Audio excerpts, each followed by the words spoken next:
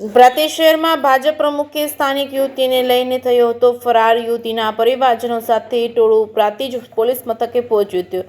યુવતીને શોધી માતા પિતાને સોંપવા રજૂઆત કરાઈ છે. યુવતીને ફોસલાવી લગ્ન કરી કેક લઈ ગયાના આક્ષેપો સાથે રજૂઆત. યુવતીના પિતાએ 2 દિવસ અગાઉ પુત્રી ગુમ થયાની પોલીસને ફરિયાદ કરી છે. ટ્યુશન ક્લાસીસ કરતો હતો. શહેર પ્રમુખ અને સ્ટુડન્ટને લઈને ભાગી ગયો હતો. ક્લાસીસ સંચાલકો સહિત આયોજકો પર પરિવારજનો આક્ષેપ. કેસની ગુજરાતી સાથે અશોક નાઈ, સાબરકાંઠા.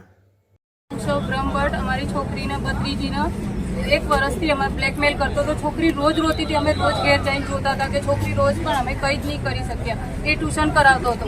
છોકરીને બ્લેકમેલ કરીને એ લઈ ગયો છે. શિક્ષક તો હતો એ ભાજપનો લીડર.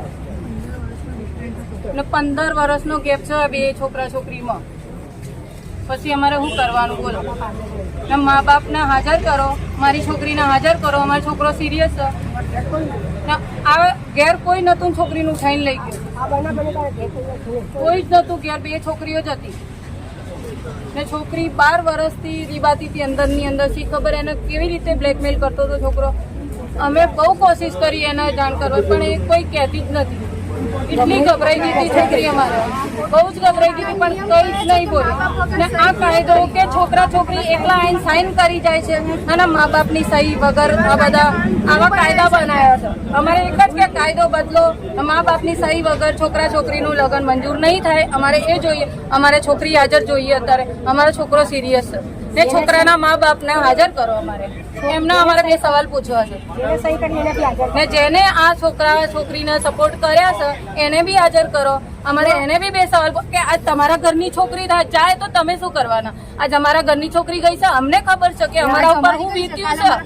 આજે મારે બી એક છોકરી છે, આજ તો અમારી ભત્રીજી ગઈ છે, કાલે મારી છોકરી ઉપર નજર નાખશે. શી ખબર કેવી રીતે બ્લેકમેલ કરીને છોકરીઓને લઈ જશે.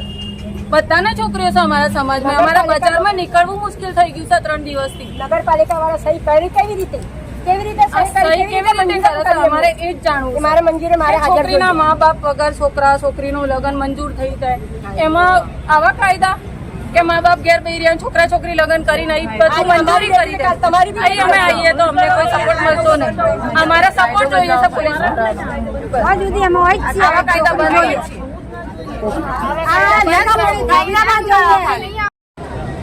બનાવ એવું બનેલો છે. મારી દીકરી જે છે એ ટ્યુશન ક્લાસીસમાં અને સ્કૂલમાં ભણવા જતી હતી.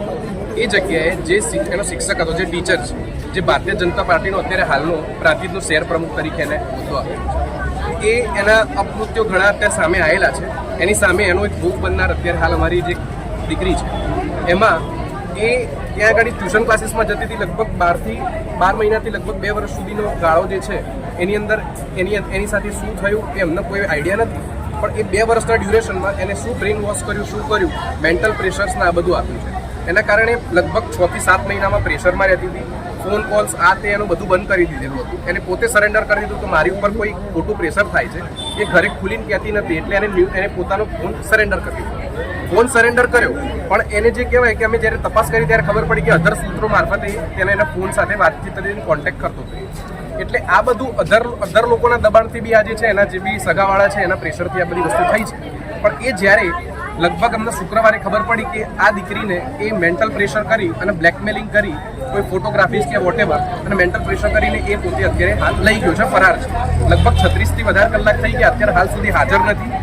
પોલીસ સ્ટેશનમાં જાણ કરી લગભગ 36 કલાક થયા, કોઈ પોલીસ સ્ટેશનનો સપોર્ટ નથી.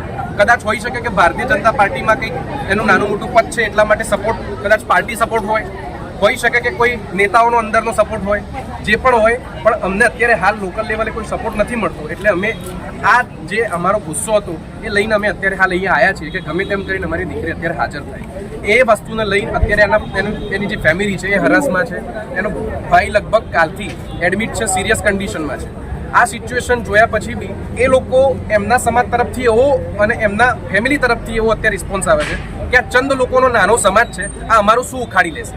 બીજેપીનો સપોર્ટ છે, એટલે જો બીજેપીનો સપોર્ટ હોય અને કોઈ નેતા પોતે જે કહેવાય કે સૌથી પહેલાં કે 24 કલાક દારૂ પી અને એ 24 કલાક ફરતો હોય છે, અને એ આખા ગામને ખબર છે, નગરના દરેક વ્યક્તિ જાણે છે. એના કોઈ પણ સાક્ષી તમે કહેશો તો બી મળી જશે, બરાબર.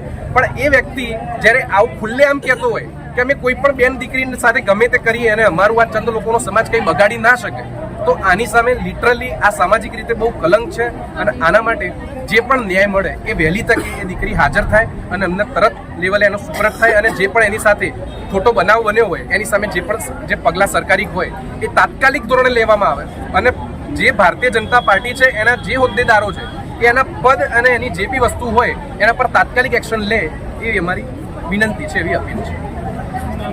ભાવેશ.